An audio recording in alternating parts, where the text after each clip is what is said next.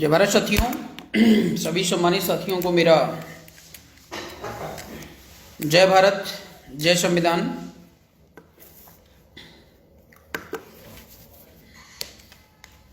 अधिक से अधिक संख्या में जुड़ने का प्रयास करें। साथियों, आज के इस चर्चा में मुद्दा आज हम थोड़ा पॉलिटिकल लेकर आए हुए हैं। इसमें हम आपके सुझावों को भी जानेंगे और आपसे डायरेक्ट हम जब भी अगर आप कुछ लिखते हैं, कोई भी प्रश्न आपका होता है तो उसके हम उत्तर भी देंगे। साथ ही साथ एक ऑप्शन आपको मिलेगा इसमें, डायरेक्ट अगर आप लाइव डिबेट करना चाह रहे हैं तो आप मुझे इनवाइट करेंगे तो ही हम आपसे लाइव। साथियों, अपनी बात शुरू करने से पहले आप सभी को मैं पुनः इस फेसबुक चैनल पर स्वागत एवं अभिनंदन करता हूं। शैलेंद्र जी जय भारत, संतोष जी जय भारत, क्षत्रिय राजकिशोर बहुत बहुत धन्यवाद आपको, नमो बुद्धाय।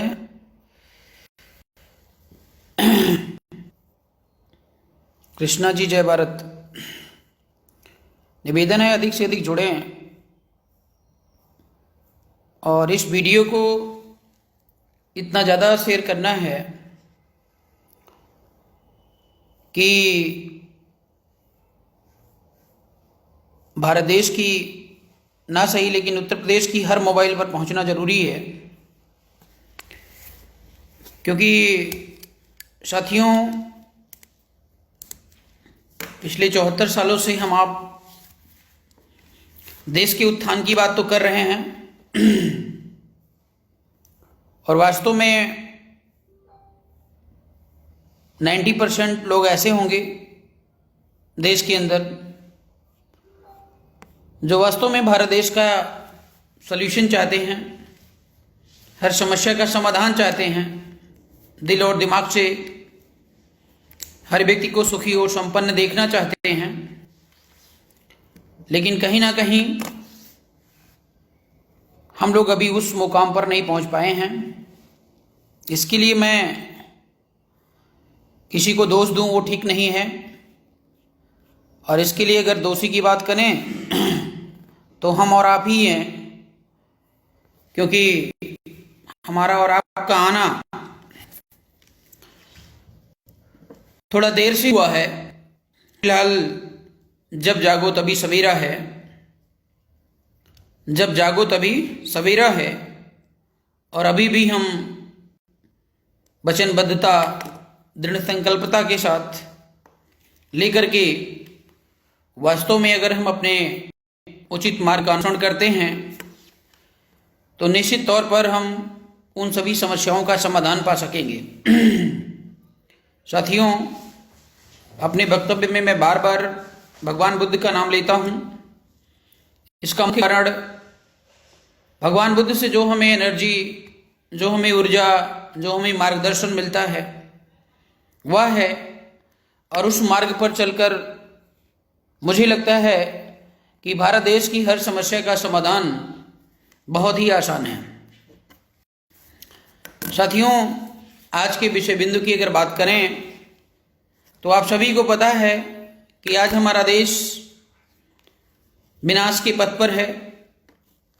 जब से देश आज़ाद हुआ है तब से इस देश पर जो हुकूमत रही है वो एक प्रकार से विदेशी कौम की रही है, और उस विदेशी कौम के चलते भारत देश की लगातार समस्याएं बढ़ने के बजाय घटी नहीं हैं, और हम आप आपस में डिवाइड फॉर्म में रहकर एक दूसरे के ऊपर आरोप प्रत्यारोप लगाते आ रहे हैं, और कहीं ना कहीं वे हमारे को अपना शिकार बनाते आ रहे हैं।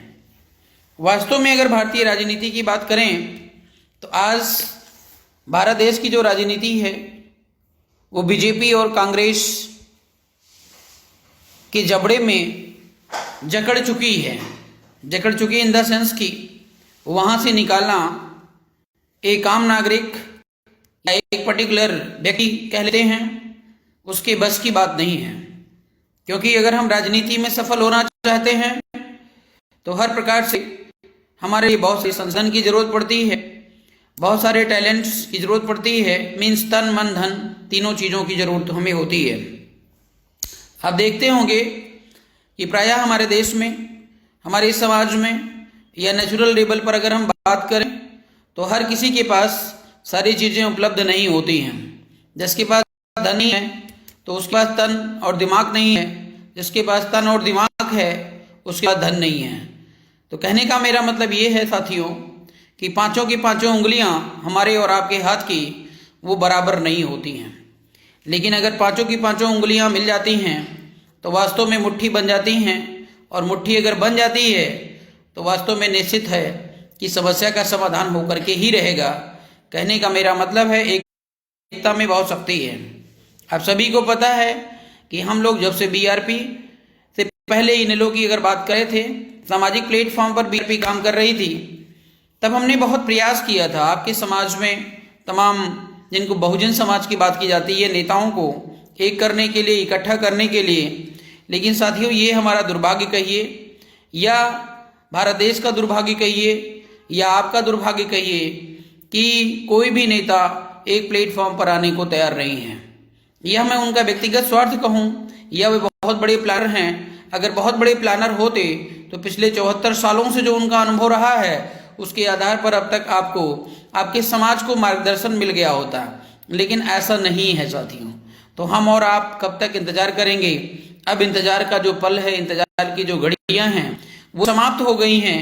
मोस्टली हम उन सभी नए मीन्स युवा साथियों से विनम्र अपील करेंगे कि अब हमें जो है बैठ करके इंतजार नहीं करना है। जो हमारे बुजुर्ग और सीनियर्स हुए हैं उनके भरोसे अगर हम बैठ करके उनको राजनीति का एक तरीके से जो है सॉलिड प्लेटफॉर्म कह लो या कह सकते हैं उनके ऊपर हम राजनीति को या अपने बच्चों के भविष्य को छोड़ देंगे, ये हमारे लिए खतरे से खाली नहीं है। इसलिए आज का जो समय है वो युवाओं का समय है, बदलते भारत युग का समय है। भारत देश पुनः जो है एक समतुल्य राष्ट्र कह लो, एक जिसको बोलते हैं कि बैलेंस सोसाइटी की तरफ बढ़ रहा है। आने वाले दिनों में ऐसी सिचुएशन भारत में क्रिएट होने जा रही है कि सब कुछ एकदम बैलेंस होगा। अब वो सीमा मीन्स आतताइयों की जो सीमा है, आतताइयों का जो अत्याचार है वो लगभग एंड की कंडीशन पर है, मीन चरम पर है। तो अब हमें और आपको जिम्मेदारी संभाल लेने की जरूरत है। अगर हम और आप जिम्मेदारी संभाल लेते हैं तो निश्चित तौर पर भारत देश की समस्या का समाधान हो जाएगा। साथियों, देश के अंदर तमाम पार्टियां काम कर रही हैं, बहुत सारी पार्टियां काम कर रही हैं, तमाम लोग हैं, सबकी अलग अलग पसंद है। लेकिन मैं देखता हूं, लेकिन हम देखते हैं कि कोई भी भाई और बंधु उस लेवल पर एनालाइज नहीं कर पाते हैं कि वास्तव में पार्टी के क्या फीचर होने चाहिए, पार्टी का कौन सा तरीका होना चाहिए, क्या पार्टी के फीचर्स होने चाहिए और किस आधार पे उस पार्टी में जुड़े। मेरा ये कहने का मतलब है कि भारत देश की कोई भी ऐसी पार्टी नहीं है बीआरपी को छोड़ करके जो ये बता सके कि हम उसकी पार्टी में क्यों जुड़े। मात्र एक प्रश्न का उत्तर वो देने में सक्षम नहीं है। तो अगर ये सक्षम नहीं है तो वास्तव में वो पार्टी उस लेवल पर नहीं है और हम गलत डायरेक्शन में मूव कर रहे हैं। और अगर गलत डायरेक्शन में मूव कर रहे हैं तो मुझे लगता नहीं है सफलता आपको मिलेगी। उदाहरण के लिए बीजेपी 4 बार उत्तर प्रदेश में आई है, अखिलेश यादव की सरकार आ गई है 2 से 3 बार, और तमाम अन्य पार्टियां लगातार सरकार बना रही हैं, बदलती जा रही हैं। लेकिन मुझे नहीं लगता है कि भारत देश की समस्याओं का समाधान हो रहा है। अगर हो रहा है तो हम बात वापस लेंगे और घर में बैठ करके अपना बिजनेस, व्यापार और अपने व्यक्तिगत लाइफ को हम जीना चाहेंगे। लेकिन साथियों, जहां देखो वहां पे अत्याचार चरम पर है। इस समस्या का समुचित समाधान मात्र सत्ता है। बाबा साहब भीमराव अंबेडकर बहुत पहले कह के जा चुके हैं। सत्ता में हमें कैसे पहुंचना है ये बड़ा प्रश्न है। समस्या का समाधान और उत्तर जो है वो बहुत ही छोटा सा है, बहुत ही आसान है। लेकिन हम और आप अगर दृढ़ संकल्प ले करके उस मार्ग का अगर अनुसरण करते हैं तो निश्चित तौर पर हमें सफलता मिलेगी। साथियों, बात ये है कि भारत देश के अंदर हम मीन्स बीआरपी अशोका राज को स्थापित करना चाहती है।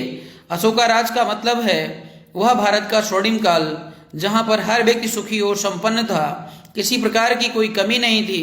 पूरा का पूरा भारत देश की जो जीडीपी है वो लगभग 50% हुआ करती थी। और 50% होने का मतलब ये है कि पूरे विश्व में जितना सोना होता है उस सोने का 50% भाग हमारे भारत देश के अंदर हुआ करता था। लोग सोने की थाली में खाते थे, धन धान्य से परिपूर्ण थे, कोई किसी को परेशान पीड़ित नहीं करता था। मीन्स पूरा का पूरा भारत जो है वो बुद्धमय था। बुद्धमय की बात हम किसी धर्म से जोड़कर नहीं करेंगे, लेकिन बुद्धमय की बात इसलिए हम करना चाहेंगे कि पूरे भारत के अंदर जो समस्याएं हैं, मानसिक रूप से जो लोग परेशान हैं, पीड़ित हैं, उन समस्याओं का निजात पाने के लिए हमें बुद्ध के मार्ग पर आना ही पड़ेगा। बिना बुद्ध के मार्ग पर आए इस देश के अंदर अमन और शांति स्थापित नहीं हो सकती है। लगातार हम लोग लड़ते रहेंगे और समस्या का समाधान हम कभी भी निकाल नहीं सकते हैं। साथियों, हम आते हैं उत्तर प्रदेश की जो करंट राजनीति है। उससे पहले मैं आप लोगों से हिदायत देना चाहूंगा कि भारत देश के अंदर अब वर्तमान सिचुएशन में भारत देश की जो जिम्मेदारी है उसको संभालने के लिए कोई ऐसी भी पार्टी सक्षम नहीं है जो आपको उचित मार्गदर्शन दे पाए। अगर वो लड़ाई लड़ रहे हैं तो केवल विधायक, सांसद बनना है, मंत्री बनना है एंड सो ऑन, अपना जेब भरना है, बाकी आपकी समस्याओं से कोई मतलब नहीं है। और बात कर रहा था उत्तर प्रदेश की राजनीति की बात कर रहा। साथियों, अखिलेश यादव मीन्स अखिलेश यादव की पार्टी सपा, समाजवादी पार्टी, अपने आप को मुख्यमंत्री बन चुकी है। एक तो सबसे बड़ी बात यह है, हमारे देश के अंदर जितने भी नेता होते हैं वे न जाने कहाँ बिजी रहते हैं। अगर आप उनसे बात करना चाहोगे तो वो संभव नहीं हो जाता। जैसे आपने देखा होगा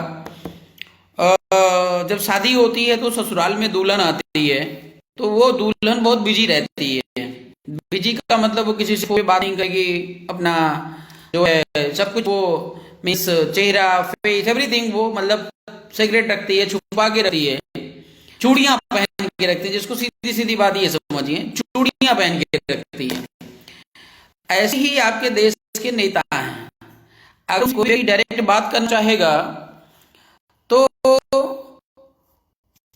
वे डायरेक्ट बात अगर करना चाहेगा और हैं तो आप ना अपनी बात उनको रख पाते हैं ना उनके विचार जान पाते हैं। दूर से आप देखेंगे कि नेताजी बहुत बढ़िया भाषण दे रहे हैं, नेताजी ये कह रहे हैं, नेताजी वो कह रहे हैं, लेकिन आप नेताजी की वास्तविकता को नहीं समझ पाओगे कि नेता का जो लाइफ स्टाइल है, जो काम करने का तरीका है, जो और क्या वो चाहते हैं वास्तव में खुले मन से।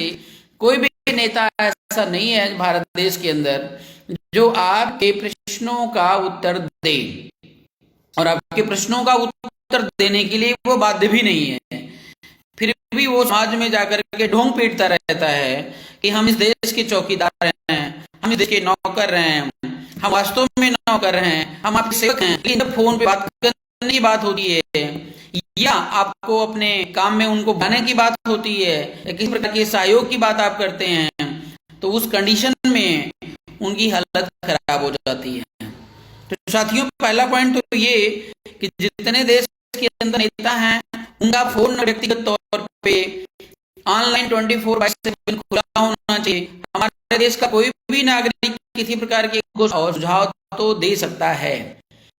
और आजकल टेक्नोलॉजी है तो टेक्नोलॉजी, फोन आ गया है तो फोन आने का मतलब 2 मिनट में अगर फोन करके हम समस्या का समाधान कर सकते हैं तो मुझे नहीं लगता कि हमें एप्लीकेशन लेने की जरूरत है या लाइन में लेने की जरूरत है या किसी प्रकार से जो 100, 200, 400, 500 किलोमीटर हमें पैदल चल करके या ट्रेन में जा करके या किसी अन्य प्रकार से मूव करके जो हमें अपना समय बर्बाद करने की जरूरत है। जैसा मोदी जी का प्लान था डिजिटल इंडिया बनाने का, तो जब डिजिटल इंडिया बनाने का काम है तो काम भी तो डिजिटल होना चाहिए, ये स्वाभाविक सी बात। साथियों, देखिए बीजेपी, भारतीय जनता पार्टी का जो मिशन होता है वो ये चाहती है कि हम हर वक्त जो सत्ता में बैठे हैं, सत्ता में बैठे रहे इन प्रकार। और जो भारतीय जनता पार्टी है वो भारतीय जनता पार्टी का मिशन और उद्देश्य ये है कि शोषण करो और शासन करो, शासक मतलब बने रहो शोषण के बल पे, मतलब दिलों पे राज नहीं करना है, खून पी करके आपका शोषण होगा, ये उनकी पॉलिसी है।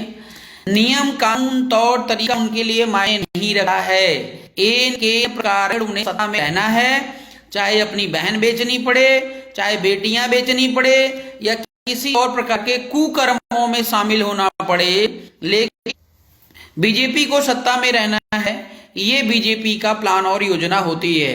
तो साथियों, बीजेपी में बड़े बड़े थिंकर लगे हुए हैं, थिंकर नहीं, आपके हित में नहीं सोचेंगे, कुथिंकर जो कुप्रवृत्ति के लोग हैं और कुथिंक करते हैं।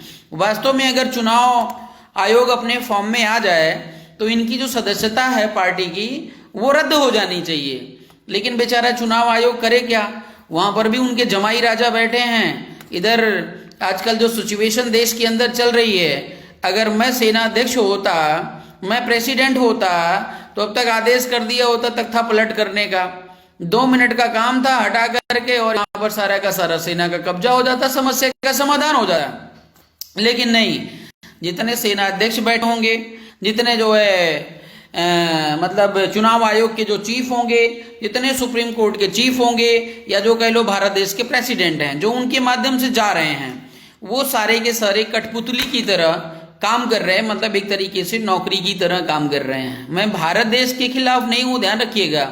हम सिस्टम जो चल रहा है यहाँ पर, जो एक तरीके का मिली मार जो व्यवस्था चल रही है, हम उसके खिलाफ की बात कर रहे हैं। हमारा इस प्रकार के वक्तव्य रखने का मतलब किसी भी सम्मानित पद पर बैठे हुए लोगों का अपमान नहीं करना है, लेकिन हम उनकी कुकृत्यों के चलते उनका अपमान करने को मजबूर हैं, क्योंकि वो अगर बात करें वास्तव में इतने बड़े पद पर रहते हुए भारत देश के इज्जत और आबरू के साथ खेलने का उनका अधिकार नहीं है। वास्तव में जिस दिन देश का असली शासक भारत देश की गद्दी पर बैठेगा, ऐसे दरिंदों को फांसी की सजा होगी डायरेक्ट, उसमें कहीं पर भी कोई कंप्रोमाइज नहीं होगी। तो साथियों, उत्तर प्रदेश की राजनीति आपके फ्रंट पे आ रही है। मैं योगी आदित्यनाथ और मोदी आदित्यनाथ की योजना और प्लान पर डिस्कस करेंगे। साथियों, वर्तमान में मैंने आपको पहले बता दिया कि अखिलेश यादव अपने आप में मुख्यमंत्री मान चुके हैं, और अखिलेश यादव एक व्यक्तिवादी पार्टी का नेता है, मीन्स एक परिवारवाद में लिप्त व्यक्ति है, और उसको ना नीति पता है, ना सिद्धांत पता, ना योजना पता, ना मानवता पता है। अपना पेट भरता और बाहर में गई जनता, इस प्रिंसिपल पर अगला काम कर रहा है। दूसरी बात क्या है, आपके वोट को बरगलाना ही राजनीति है। मैं जान रहा हूं कि आप जो है गलत मार्ग पे चल रहे हैं, लेकिन मैं आपको उचित मार्गदर्शन नहीं करूंगा, फिर भी आपका वोट ले लूंगा। यही आज की वर्तमान राजनीति है। तो साथियों, अभी तक अखिलेश यादव को मुसलमान भाइयों पर बड़ा गर्व हुआ करता था, और इधर आजकल मौर्यों को जोड़ने का प्रयास कर रहे हैं, लगातार कर रहे हैं कि सारे लोग आओ और हमें मुख्यमंत्री बना दो। मुख्यमंत्री बनने की भूख जो है अखिलेश यादव को लगातार सताए जा रही है। बेचारा रात भर सो नहीं पाता है, बड़ी दर्दनाक स्थिति है। अब आप सोचिए कि जब ये मुख्यमंत्री बनेंगे तो क्या क्या करेंगे। मतलब समाज सेवा इतनी ज्यादा इंटरेस्टिंग हो गई है इनके लिए कि बेचारे ये रात भर सो नहीं पा रहे हैं। लेकिन फिर भी 2022 में जो इनका सपना है वो पूरा नहीं होने वाला है। साथियों, क्यों नहीं पूरा होने वाला है? क्योंकि जब कोई व्यक्ति अपने व्यक्तिगत स्वार्थ की बात करेगा तो क्षणिक वो सफलता तो पा सकता है, लेकिन परमानेंट अपने आप को ना तो संतुष्ट कर पाएगा, ना तो अपने मिशन की प्राप्ति वो कर पाएगा। ये प्रकृति का नियम है, ये हमारा नियम नहीं है। मोदी जिस तरीके के अत्याचार कर रहे हैं देश के अंदर, ये ज्यादा दिन तो टिकने वाले नहीं हैं। कुछ लोग बोलते हैं संविधान बदल देंगे, कुछ लोग बोलते हैं देश को ऐसे कर देंगे। इनके बस की बात ना तो संविधान बदलने की है, ना तो देश को बेच देने की है। बस ये लूट घसोट कर सकते हैं, तरीका बदल सकते हैं, बाकी यह देश इनके बाप की बपौती नहीं है। मैं ये बात स्पष्ट कर रहा हूं, तो आपको इसको लेकर के टेंशन में भी आने की जरूरत नहीं है। लेकिन आपको अपने समय का सदुपयोग करते हुए सही डायरेक्शन में कदम उठाने की जरूरत है। 2022 से भारत देश की क्रांति शुरू होगी। निर्णय आपका, वचन हमारा।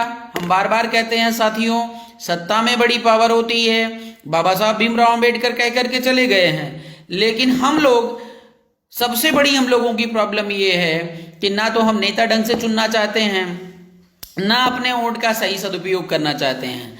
सही नेता चुनिए, सही वोट का सदुपयोग करिए, समस्या का समाधान हो जाएगा। अब सही नेता कहाँ से बन करके आएगा? मैं आपको पहले भी ये बात डिस्कस कर चुका हूँ। अगर कोई चीज़ आपको प्रोडक्ट बनाना है तो अपने हाथ की जब बनी खाते हैं तो बहुत मज़ा आता है, लेकिन अगर आप रेडीमेड ले करके आते हैं तो मुझे नहीं लगता है कि आपको मज़ा आता होगा।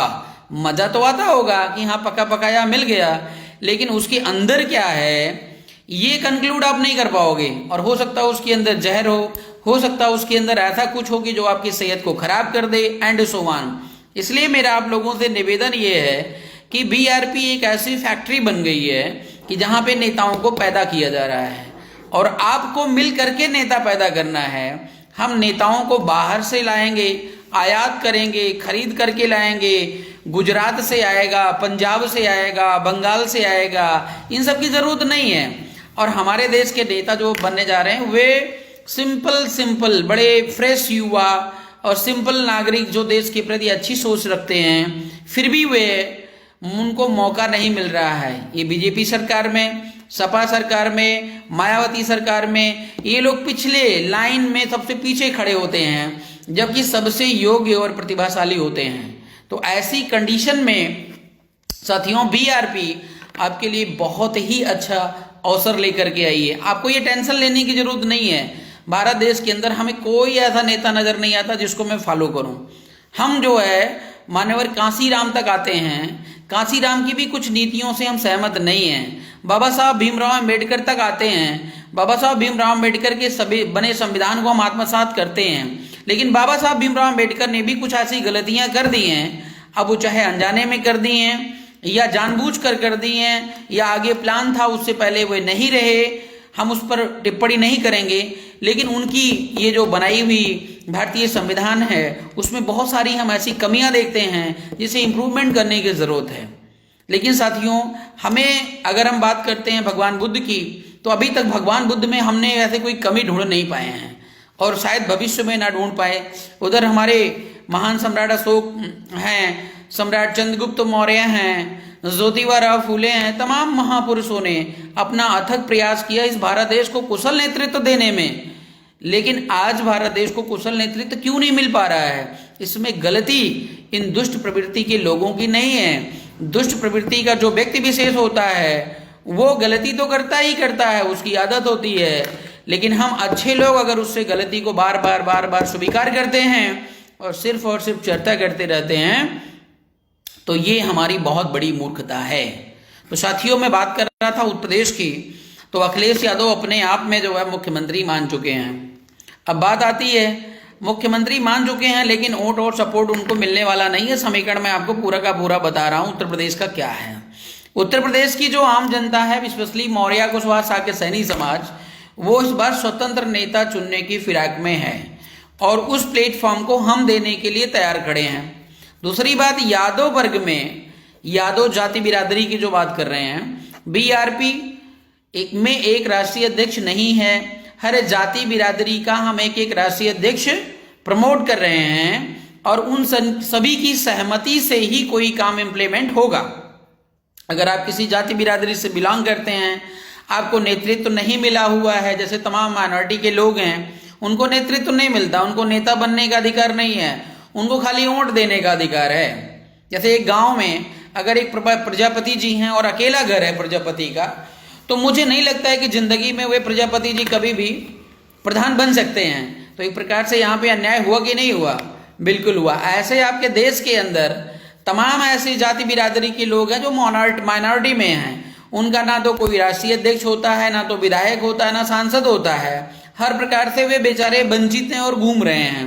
कोई इधर 2 लात मार रहा है, कोई उधर 2 लात मार रहा है, बेचारे करे तो करें क्या, किससे कहें? यहाँ का पूरा सिस्टम जो है गूंगा और बहरा बन करके बैठा हुआ है। तो बीआरपी ने इन सारी चीज़ों की समस्याओं का समाधान निकाल दिया है। यादवों के लिए भी, मौर्यों के लिए भी, SC ST के लिए भी, मुसलमान भाइयों के लिए भी, अन्य जितनी भी जाति बिरादरियां आपके देश के अंदर हैं, उन सभी का हम एक राष्ट्रीय अध्यक्ष नियुक्त कर रहे हैं और उनको नीचे से बूथ लेवल से लेकर के राष्ट्रीय लेवल तक बराबर की भागीदारी हम सुनिश्चित करते हैं। इस आधार पे 50% यादव जो है बीआरपी के साथ खड़ा हो जाएगा, 50% मुसलमान बीआरपी के साथ खड़ा हो जाएगा। मैं एवरेज बता रहा हूँ, अगर 100% आ गए भैया, बुद्धि विवेक समय पे खुल गया तो बहुत बढ़िया है, बीजेपी तो एक झटके में यहाँ से गायब। लेकिन अगर नहीं भी हुआ तो हम लोग इस प्रकार का फॉर्म मेंटेन करने जा रहे हैं कि 50 ना तो 30% जो है हम मेंटेन करेंगे। खैर, मैं अपनी बात छोड़ करके पहले इन पे आता हूं, क्योंकि बीजेपी की नज़र अभी बीआरपी पर नहीं है, इसलिए बीआरपी के लिए फार्मूला वो अभी बना नहीं पाई है और भविष्य में वो बीआरपी का फार्मूला निकाल भी नहीं पाएगी, क्योंकि आप जानते हैं कि बुद्ध की जो बाण है, बुद्ध की जो मार है, उस मार में या उस बाण का कोई भी काट नहीं होता है और उसी का इस्तेमाल ये लोग किए हैं। लेकिन मार्ग इनका सारा का सारा गलत है, सारा का सारा। जैसे तलवार बुद्ध ने हमें दे दिया कि जाइए बेटा और इस देश की समाज की रक्षा करिएगा, अब हम उस तलवार को ले जा करके देश की रक्षा करनी चाहिए, तो हम उस तलवार से लोगों का गला काट रहे हैं। तो बीजेपी वालों ने जो संगम शरणम गच्छामि का पालन किया है, बुद्ध के फार्मूले से उसको जा करके ले करके समाज को बचाने का काम ना करके समाज का गला काटने का काम कर रहे हैं, ये बहुत बड़ा अत्याचार हो रहा है। और नाम कभी नहीं लेते बुद्ध का, कभी नाम नहीं लेते सम्राट अशोक का, कभी नाम नहीं लेते बाबा साहब भीमराव अम्बेडकर का। जानते क्यों नहीं लेते हैं? क्योंकि ये सारे के सारे जितने भी महापुरुष और भगवान हैं हमारे, ये सारे के सारे समतावादी विचारधारा को फॉलो करते हैं। ये कहते हैं मानव मानव एक समान, भारत देश की यही पहचान। लेकिन ये कहते हैं नहीं, ऊंच नीच गैर बराबरी ये सब जरूरी है, नहीं तो हमारे घर में झाड़ू और पोछा कौन लगाएगा, हमारा गटर कौन साफ करेगा, हमारी नाली कौन साफ करेगा, हमारी गाड़ी कौन साफ करेगा। ये अपनी गाड़ी, अपना नाला, अपना गटर खुद नहीं साफ करेंगे, ये अपना नाली, अपना नाला, अपना गटर, अपने कपड़े वो आपसे धुलवाना चाहते हैं। ये इनकी व्यवस्था है, तो इसको कहते हैं विषमतावादी व्यवस्था। तो जो मैं बता रहा था, उत्तर प्रदेश में अखिलेश यादव की जो नाव है वो डूबने वाली है 2022 में। वैसे तड़प रहे हैं भाई साहब, बहुत प्रयास कर रहे हैं, लेकिन वो हमारे से नहीं शिकस्त खाएंगे, उनको बीजेपी लपेटने वाली है। बीजेपी कैसे लपेट रही है? बीजेपी के पास 3 सिक्के हैं। पहला सिक्का number 1 EVM machine. EVM machine उसके लिए बहुत बड़ा सिक्का है। आप ये सिद्ध नहीं कर पाओगे ईवीएम मशीन गलत है, समथिंग ऐसे एप्लीकेशन देते रहो। अभी हमारी बात हुई है तो चुनाव आयोग की डिमांड है कि 1 करोड़ अगर सिग्नेचर हमारे पास आ जाएंगे तो हम ईवीएम मशीन का सोल्यूशन निकाल देंगे। तो अभी हम प्रयास कर रहे हैं। आप लोगों से मेरा निवेदन है, एक लेटर हमारा जारी हुआ है, उस पर अपना नाम, आईडी नंबर समथिंग लिख करके और हमें व्हाट्सअप कर दीजिए, हमारा नंबर भी आपको मिल जाएगा। तो हम कलेक्ट कर रहे हैं कि 1 करोड़ लोगों की आईडी हम वहाँ पे अवेलेबल कराएं। उससे पहले ईवीएम मशीन बंद करवाने के लिए हमारी पूरी योजना है। लेकिन बीजेपी जो है वो उसी योजना पे काम कर रही है। बीजेपी उसके लिए ईवीएम उसके लिए सबसे बड़ा हथियार है और वो लास्ट मोमेंट में इस्तेमाल करती है। रात भर ईवीएम मशीन लूट करके भाग जाते हैं, जहां चाहते वहीं जिता लेते हैं, जहां चाहते वहीं हरा देते हैं। मतलब इनकी मौसी की खेती हो गई है भारत देश की जो राजनीति है। दूसरी बात साथियों, दूसरा जो इनका सिक्का है वो जातीय व्यवस्था। मैंने आपको पहले बताया डिवाइड एंड रूल की पॉलिसी बीजेपी ने लागू कर दी है। अब डिवाइड एंड रूल की पॉलिसी का मतलब क्या होता है मैं आपको बता दूं, पहले भी शायद हमने डिस्कस किया है कि दारू पिलाकर और रुपए दे करके धोखाधड़ी करके कम से कम बीजेपी का 30% का जो वोट है वो फिक्स है। जैसा कि बिहार की बात हो रही थी और बिहार में भी 30% वोट पर भी सरकार बना ली अगले ले, और मायावती ने भी पहले भी इनका रिकॉर्ड रहा है कि 30% पे सरकार बन जाती है। तो 30% अगर वोट बीजेपी को मिल जाता है तो बीजेपी फिर से सत्ता में आ जाएगी। और वहीं पर जो 70% की मैं बात कर रहा हूं, 70% के वोट में आपके उत्तर प्रदेश में ही 70 पार्टियां काम कर रही हैं। अब 70 पार्टियां अगर काम कर रही हैं तो 70 भागों में डिवाइड हो जाएगा। 70 भागों में डिवाइड हो जाने का मतलब सभी का हारना तो तय है। बाई चांस ये भी सिक्का अगर बीजेपी का फेल होता है, ये भी सिक्का अगर फेल होता है बीजेपी का, क्योंकि डिवाइड एंड रूल की पॉलिसी वो लागू होगी। वो मोदी एक बार किसी भाषण में बोल रहे थे ना, टुकड़े टुकड़े गैंग वाली बात, तो ये बात तो सत्य है। देखिए, मैं किसी से अलग रहने की बात नहीं कर रहा हूं। हम कह रहे हैं जो भी व्यक्ति, जो भी पार्टी या जो भी संगठन मानव हित में, सर्वलोक हित में निस्वार्थ भाव से काम करना चाहता है वो हमारे साथ जुड़े, हम उसके साथ जुड़े। हम उसके पीछे कदम से कदम मिला करके चलने के लिए तैयार खड़े हैं। लेकिन जितने भी संगठन या पार्टी वाले लोग हैं जो व्यक्तिगत स्वार्थ की बात कर रहे हैं, वे कभी भी हमारे सामने खड़े नहीं होते हैं। उसका मेन कारण हमारी कार्य वर्क जो शैली है या जो हमारी पारदर्शिता है, उस पारदर्शिता से वो भागते हैं और वो अपनी बात को अपने अंदर छुपा के रखना चाहते हैं, पब्लिक के बीच में लाना नहीं चाहते हैं। खैर साथियों, इसमें निर्णय आपको लेना है, मैंने आपको बता दिया। अब आप देखिए 70 पार्टियों में 70 भागों में डिवाइड हो रही हैं। 70% आपका वोट है, 70 भागों में डिवाइड हो रही हैं, तो 1-1% वोट मिला। अब उन पार्टियों के नाम गिन लीजिए कौन कौन सी पार्टियां हैं। सपा हो गई, बसपा हो गई, कांग्रेस हो गया, ABCD XYZ गिनते जाएंगे, बहुत सारी पार्टियां मिलेंगी। भैया भारतीय राष्ट्रीय पार्टी तो अभी आई है, जल्दी में आई, अभी चुनाव भी पहली बार लड़ने जा रही है, तो सबको तो बार बार आपने देख लिया है, एकदम बेधड़क देख लिया, वोट दे दे करके एकदम खुश भी हो गए, खूब पर्चा बांटे, खूब टिकट बांटे हैं और मिला भी कुछ नहीं। तो मेरा आप लोगों से निवेदन ये है कि हम भारत देश की हर समस्या का एजेंडा जो तौर तरीका बन गया है ना, अभी वो बजट आया तो एक पार्टी की मैडम थी कोई, वो बजट पे डिस्कस कर रही थी, लिखे मोदी जी ने ये नहीं डाला, इन्होंने ये नहीं किया, वो नहीं। अरे हम कहे भैया ये बजट की चर्चा जो है ना, हम बहुत सुन चुके हैं।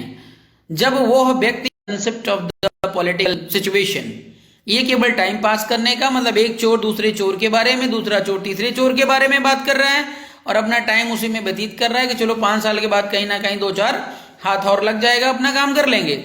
इन सब चीज़ों में हम पढ़ते नहीं भैया।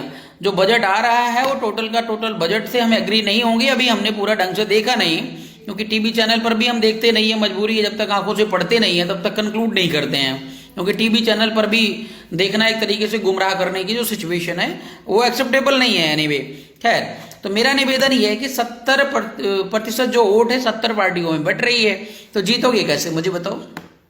बीजेपी को अगर हराना है तो आपने अगर एक झटके में 70% वोट बीआरपी के फेवर में अगर आ जाता है तो समस्या का समाधान है साहब। अखिलेश यादव को देख लिया, मायावती को देख लिया, तमाम अन्य लोगों को देख लिया, उत्तर प्रदेश का एक भी कोना हिला नहीं। मुझे नहीं लगा भाई हिला। अगर आपको लग रहा हो तो भाई मुझे भी चलो दिखाओ, थोड़ा मार्गदर्शन करो।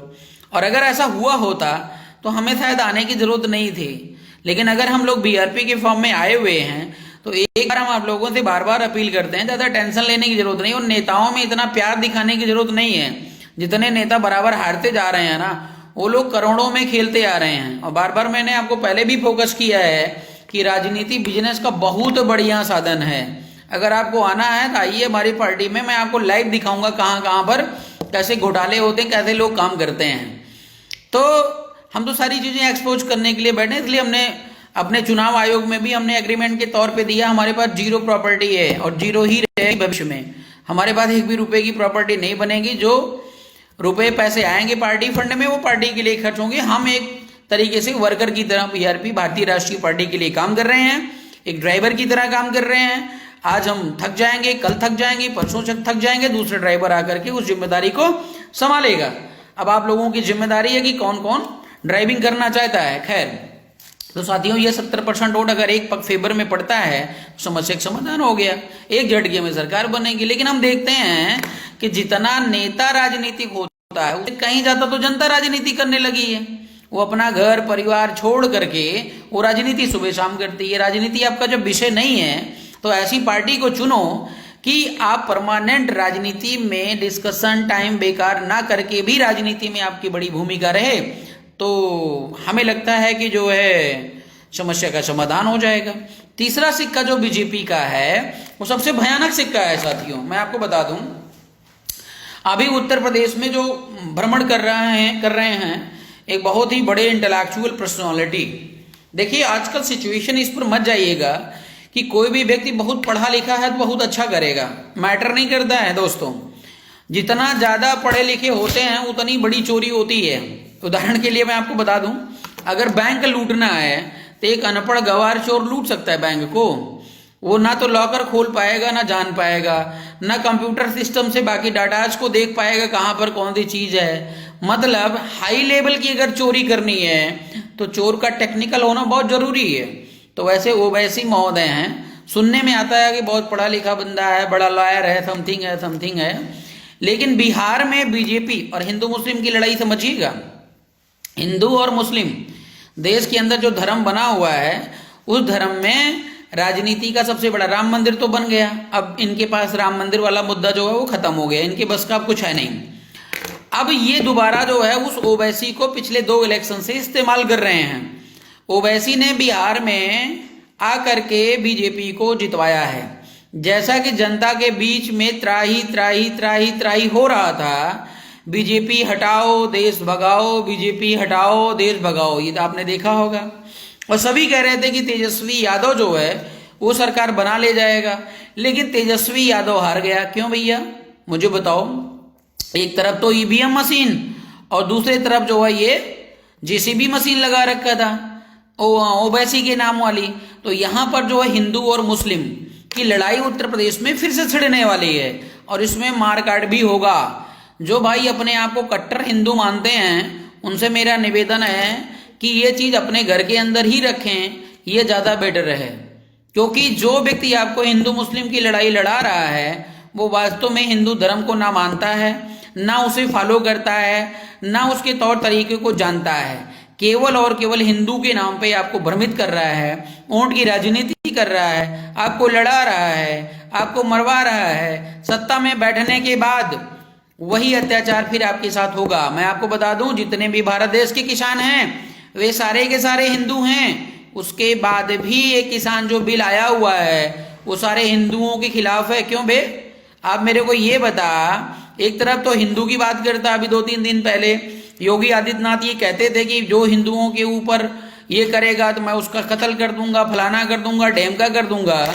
इतने दिनों से, पिछले 3 महीने से हिंदू लोग बॉर्डर पे मर रहे हैं, तो तुम्हें ये दिखाई नहीं दिया? तुम्हें ये दिखाई नहीं दिया और दिखाई भी नहीं देगा। तो साथियों, यहाँ पे बात को समझने की जरूरत है। तो योगी आदित्यनाथ जो है अभी मुसलमानों को गाली देना शुरू कर रहे हैं, ट्रायल में हैं, और गाली देते देते देते हिंदू मुस्लिम की लड़ाई को आगे बढ़ाएंगे।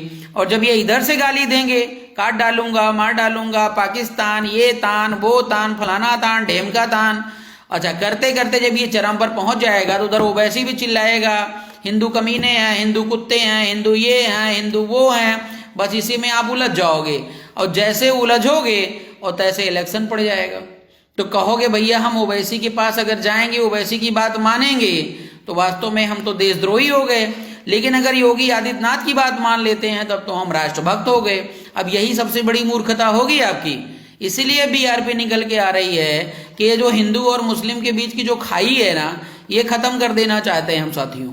इसलिए हमारा हिंदू भाई भी बगल में बैठेगा, मुस्लिम भाई भी बैठेगा बगल में, सिख भी बैठेगा, ईसाई भी बैठेगा, अगला भी बैठेगा, कमजोर भी बैठेगा, अमीर भी बैठेगा, दबा हुआ भी बैठेगा, पढ़ा भी बैठेगा, अनपढ़ भी बैठेगा। हर किसी को बराबर का सम्मान और अधिकार।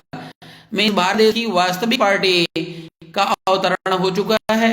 अब भटकना आपको नहीं है, ये मेरा आप लोगों से बार बार अपील है। मानता हूं कि हमारे पास योग्यता कम है, हम इतने टैलेंटेड नहीं हैं, लेकिन भविष्य में अगर आप लोगों के अंदर इतनी योग्यता है तो आप आइए, नेतृत्व करिए। हम एक प्लेटफॉर्म दे रहे हैं, हम एक ट्रेन को मेंटेन कर रहे हैं जिसमें लगातार जो है योग्य लोगों को प्रमोट किया जाएगा और मौका दिया जाएगा।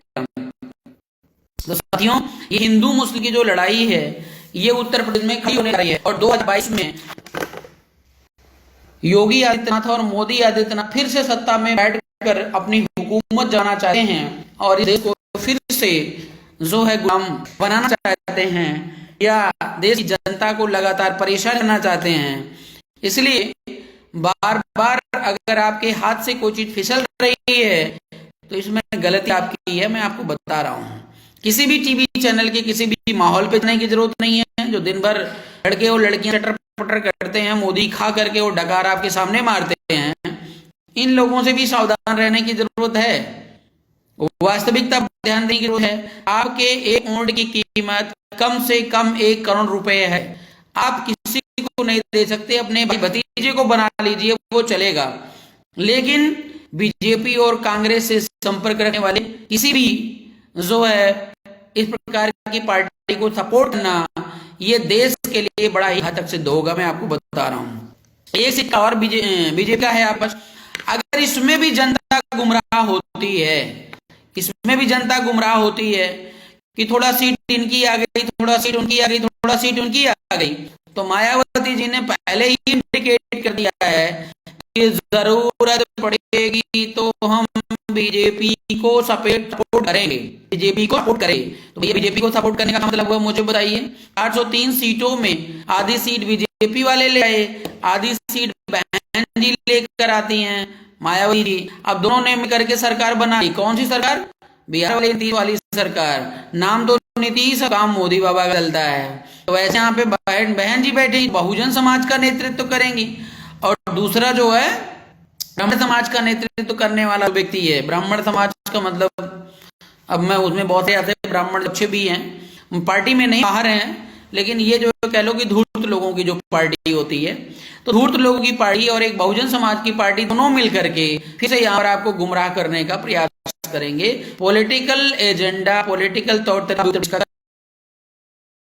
कोरोना पीरियड के चलते, और तमाम सारे इकोनॉमिकली हम लोग पुअर हो चुके हैं, और अब नहे पे दहला अगर कोई मारता है तो कहीं ना कहीं हम लोग अपना ही नुकसान करेंगे। इसलिए आपको मेंटली टेंशन लेने की जरूरत नहीं है, पूर्णतः आश्वस्त हो जाइए। आपके जो प्रश्न हैं, हर प्रश्न का उत्तर, हर प्रश्न का जो है समाधान, हर क्वेश्चन का समाधान, हर समस्या का समाधान हमारे पास है। आप डायरेक्ट हमारे नंबर पर बात करिए, पार्टी से जुड़िए। कहीं पर आपका अपमान होता है, कहीं पर आपको भागीदारी नहीं मिलती है, कहीं आपके जो है भावनाओं का हनन होता है, तो वो सारी जिम्मेदारी जो है वो बीआरपी की है। ठीक है, तो भ्रमित अगर होते रहेंगे तो जिंदगी राजनीति करते रहेंगे, कभी भी सफल नहीं हो पाएंगे। मैं आपको एकदम क्लियर कंसेप्ट बता रहा हूँ। तो जीवन सफल लगाते रहे, हमें कोई टेंशन ना है, लेकिन टेंशन ये होगी मरने से पहले हम सोचेंगे कि काश तुमने हमारी बात को मान लिया होता, तब तक समस्या का समाधान होता। लेकिन आपकी गलती हर एक भी पीछे ले जाएगी और आपको तो पीछे ले ही जाएगी। इसलिए निर्णय आपका और बचना हमारा, साथियों। बाकी अगर हमारा आपका निर्णय तालमेल बढ़िया रहता है तो भारत देश के अंदर कितने भी दुष्ट प्रवृत्ति के लोग हैं, कितने भी बदमाश हैं, कितने भी बदतमीज लोग हैं, इन सब लोगों से हमारा कोई लेना देना नहीं है। और जब लेना देना नहीं है तो हमारा देश, आपका देश, सबका देश, भाइयों का देश, माताओं का देश, बहनों का देश, हम लोग मिल करके भारत देश को फिर से सोने की चिड़ी का चांस है। हम और हमारा देश, हम लोग मिलकर बनाएंगे एक बेहतर भारत। बहुत साथियों, आप लोगों की क्वेश्चंस हैं। जय भीम, जय भीम सभी के। हम आप लोगों की क्वेश्चंस के उत्तर देना चाहेंगे, क्योंकि पिछली बार हम जब लाइव थे कई लोगों ने कुछ क्वेश्चन पूछे थे लेकिन उत्तर नहीं दे पाए थे। तो जिन लोगों के प्रश्न हैं वो लाइव बने रहिएगा। 20 साल मेहनत करनी पड़ेगी? नहीं, 20 साल की जरूरत नहीं है भाई। ये हम लोग दूरदर्शिता में जाते हैं, मानते हैं कि चलते चलते समय लगेगा, लेकिन आप निर्णय लीजिए। समस्या का समाधान बहुत आसान है, उस समस्या का हल हमने ढूंढ लिया है। आप सही कह रहे हैं सर। सोनू नैनवारा बुंदेली हीरो जी, आज भारत देश में 1/3 आबादी युवा है, उसे कोई स्थान नहीं है। बिल्कुल सही कह रहे हैं, स्थान देने के लिए हम लोग तत्पर हैं। युवाओं से निवेदन है वो फ्रंट पर आए। और मिथिलेश कुमार जी, बहुत बहुत धन्यवाद आप सभी का। हरीश जी, रीना मौर्य जी, बहुत बहुत धन्यवाद। दीपक जी, कांसीराम जी अमर रहे हैं। हाँ, कांसीराम जी अमर रहे हैं, बिल्कुल। कांसीराम जी ने काफ़ी हद तक मेहनत किया, बहुत प्रयास किया, लेकिन कहीं ना कहीं बहुत बड़ी गलती है। मायावती जी को नेतृत्व दे करके अकेला मालिकिन बना के चले गए, ये बहुत बड़ी गलती की थी मान्यवर साहब ने। बहुजन समाज पहले ही बढ़ चुका है, नई नई पार्टी बनाकर तुम भी अपना अक्सर पूरी कर लो। ये मिस्टर हरेंद्र कुमार जाटव जी, तो कौन सी ऐसी पार्टी है भैया आपके पास जो हमारी बात का प्रश्न का उत्तर दे दे? तो हमें नई पार्टी बनाने की जरूरत नहीं है। अगर आपका संपर्क हो बहन जी से तो मेरी बात करवा देना, मेरा आपसे विनम्र निवेदन है। बहुत बहुत धन्यवाद दीपक जी। और हीलाल जी, बहुत बहुत धन्यवाद आपको। सम्राट गोविंद मौर्यवंशी जी, जय भारत, जय मौर्यवंश, जय सम्राट अशोक महान, बहुत बहुत धन्यवाद आपको। हम आपके बातों से बिल्कुल सहमत हैं, बहुत बहुत आभार आपका भैया। बहुजन समाज पहले से बढ़ चुका, नई नई पार्टी, ये बेकार की बातें मत करिए, नई नई पार्टी कोसने वाले। अमित सिंह, यही है टुकड़े टुकड़े गैंग, ये पागल वाला लड़का है, इसको तमीज नहीं है बात करने का। मनोज कुमार मौर्य, अपनी राजनीति की रोटी तुम सकने आ जाओ। इतने बेवकूफ़ है समाज में कुछ लोग, अगर कोई दिल लगा के काम करता है ना, मतलब कितना भी अच्छा काम कर लो, है ना, बुद्ध के भी विरोधी पैदा हो गए थे, जबकि बुद्ध ने किसी का बुरा नहीं किया था। तो सुसीम जैसे लोग और जो है क्या कहते हैं देवदत्त जैसे लोग इस देश के अंदर पैदा रहते रहेंगे, और उनके अगर बच्चों को भी आप पढ़ाओगे लिखाओगे ना, तो भी वो कुतर के ही बात करेंगे जब भी करेंगे। खैर, इनको हमें इग्नोर करना है क्योंकि ये लगातार बने रहेंगे, नहीं तो अच्छे और बुरे लोगों में कोई अंतर नहीं रह जाएगा। HK सिंह, बहुत बहुत धन्यवाद आपको। और खैर, विरोध करने वाले भी होने चाहिए, लेकिन मेरा आप सभी लोगों से निवेदन है कि आप लोग ये अपना तर्क संगति जो क्वेश्चन है वो बनाए रखिए, और जिसको जो अधिकार सम्मान चाहिए, पार्टी में आपका सभी का स्वागत है। आप लोग अधिक से अधिक संख्या में जोड़िए, जितनी जल्दी जल्दी लोगों के बीच में आप पहुंचा देंगे पार्टी, उतना ही काम जो है हमारा आसान हो जाएगा। ARD कुशवाहा आग लगा ली, ये मतलब क्या है भैया, समझ नहीं पाए हैं, थोड़ा आप मेरे को फ़ोन करके बता सकते हैं। EVM पर क्यों नहीं बोल रहे हैं ये लोग? EVM पर इसलिए नहीं बोल रहे हैं जाटव जी कि श्रम है, इनसे बात कीजिएगा, हमने बुलाया हुआ था, ठीक है। ये भाग रहे हैं, ये सोच रहे हैं कि मुद्दा अगर RP मौर्य को देंगे तो RP मौर्य हीरो बन जाएगा, इसलिए EVM मशीन पर हमारे साथ नहीं खड़े हो रहे हैं। दूसरी बात, इधर जो है जितनी भी अन्य पार्टियां हैं कहीं कहीं करप्शन में लिप्त हैं, और जो EVM के खिलाफ जाएगा उसको BJP वाला धरेगा, और इसमें अगर लड़ने की साहस और क्षमता है तो RP Maurya means BRP party की ही है, और वो समय रहते हम उसकी तैयारी में लगे हुए हैं। आप सभी लोगों की साथ और सहयोग की मैं विनम्र अपील करता हूँ। राजेंद्र जी, बहुत बहुत धन्यवाद। और बहन जी से पूछिए कि EVM में कितनी बार किया। नहीं, वो घर में बैठ के विरोध कर रही हैं औरेलाल जी, एंड सो ऑन। आप सभी लोगों से मेरा निवेदन है फिर से कि जो भी क्वेश्चंस हैं आप डायरेक्ट मुझे फ़ोन भी कर सकते हैं। बहुत बहुत धन्यवाद संतोष कुमार जी। और जो है जितने लोग ज्ञानी हैं बिना तमीज़ की बात कर रहे हैं, इनसे मेरा निवेदन है कि थोड़ा आँख बंद करके अपना मनन और चिंतन कर लें, क्योंकि हमने जो है इस विपरीत परिस्थिति में आपके हमेशा हित की बात करता हूँ, हित की बात ही करता रहूँगा, फिर भी आपको मतलब बुरा लग रहा है तो फिर अब इसकी दवा तो फिर ऊपर जाने के बाद ही हो पाएगी आपको। हम सब लोग मूल निवासी हैं, ये ब्राह्मण विदेशी नहीं। ये मिस्टर रोहित कुमार जी, भारतीय संविधान यहाँ पे सभी को रहने की इजाज़त देता है, और डिवाइड एंड रूल की पॉलिसी अगर उनकी है ना, तो आपकी पॉलिसी होनी चाहिए यूनाइट एंड रूल की। भगवान बुद्ध ने कभी किसी के साथ भेदभाव नहीं किया था। यहाँ पर अगर आप आओगे तो मूल निवासी कंसेप्ट में बामन में राम को अगर आप लेते हो या मान्यवर कांसीराम जी को लेते हो, ये कंसेप्ट ही इनका गलत था। सम्राट अशोक महान ने कहा था सब लोग हित से बढ़कर दूसरा कोई कार्य नहीं है, फिर भी यहाँ पर आकर के लोगों ने हमारे देश में बंटवारे की बात कही है।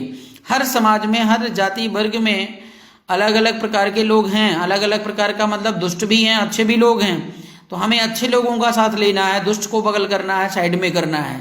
ब्राह्मण में भी बहुत अच्छे लोग हैं, हिंदू में भी बहुत अच्छे लोग हैं, मुस्लिम में भी बहुत अच्छे लोग हैं, सिख में भी है, और हर किसी जाति बिरादरी में दुष्ट भी लोग हैं।